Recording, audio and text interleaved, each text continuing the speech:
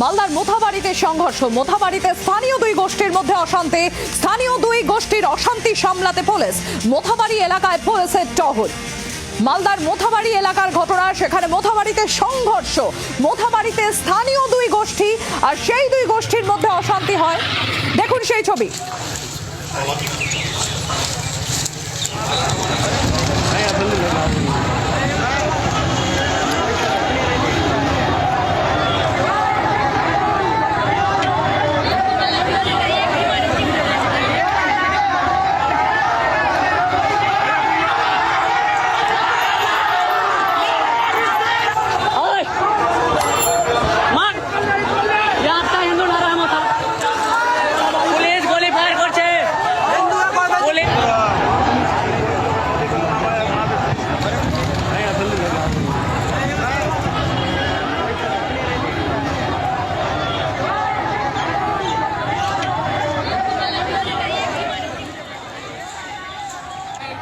রণজয় সিংহ আমাদের প্রতিনিধি রয়েছেন, সরাসরি চলে যাবো রণজয়ের কাছে। রণজয়, কি অবস্থা এখন ওখানে?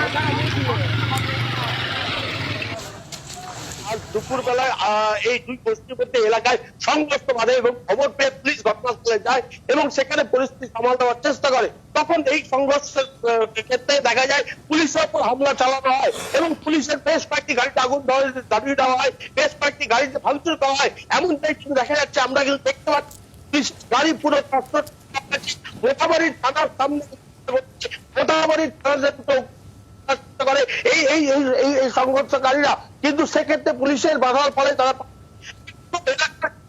এই মুহূর্তে আতঙ্ক পরিবেশ পুরো এলাকাতে পুলিশ এবং জেলা পুলিশ সুপার প্রদীপ কুমার যাদব, অতিরিক্ত পুলিশ সুপার, জেলা পুলিশের উচ্চপদস্থ কর্তারা ঘটনাস্থলে রয়েছে। পুরো এলাকা জুড়ে কিন্তু তল্লাশি চালানো হচ্ছে যারা এই ঘটনার সঙ্গে যুক্ত রয়েছে। আজ দুপুরবেলায় যেভাবে পুলিশকে লক্ষ্য করে ইট পাটকেল ছোড়া হয়, যেভাবে পুলিশকে লক্ষ্য করে হামলা চালানো হয়, তাতে মনে করা হচ্ছে এর পিছনে বড়সড় ষড়যন্ত্র রয়েছে। এখনো পর্যন্ত পুলিশ সুপার প্রদীপ কুমার যাদব জানাচ্ছেন যে বেশ কয়েকজনকে আটক করা হয়েছে এবং এই ঘটনার তদন্ত করা হচ্ছে।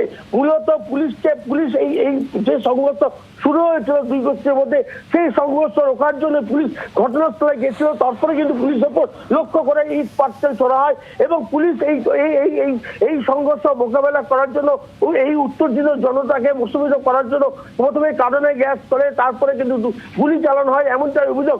এখনো পর্যন্ত পরিবেশ কিন্তু থমথমে রয়েছে, আতঙ্কে রয়েছে এলাকার বাসিন্দা। বিশাল পুলিশ বাহিনী ঘটনাস্থলে টহলদারি দিচ্ছে। সম্প্রতি ধন্যবাদ রণজয়। আমরা কথা বলছিলাম, আমাদের প্রতিনিধি রণজয় সিংহ ছিলেন আমাদের সঙ্গে। মোথাবাড়ির সেখানকার পরিস্থিতি এই মুহূর্তে আপনাদের সামনে আমরা তুলে ধরছি। দুই গোষ্ঠীর মধ্যেই সংঘর্ষ, স্থানীয় দুই গোষ্ঠীর মধ্যেই সংঘর্ষে দেখতে পাচ্ছেন রীতিমতো একটা রণক্ষেত্রের চেহারা নিয়েছে মোথাবাড়ি এলাকা। স্থানীয়দের তরফ থেকে ঠিকই বলা হচ্ছে, শোনাবো আপনাদের।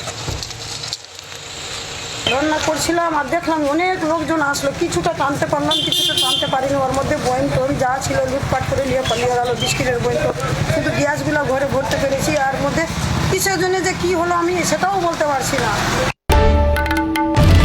বাংলার আওয়াজ, বাঙালির আবেগ, জি 24 ঘন্টা।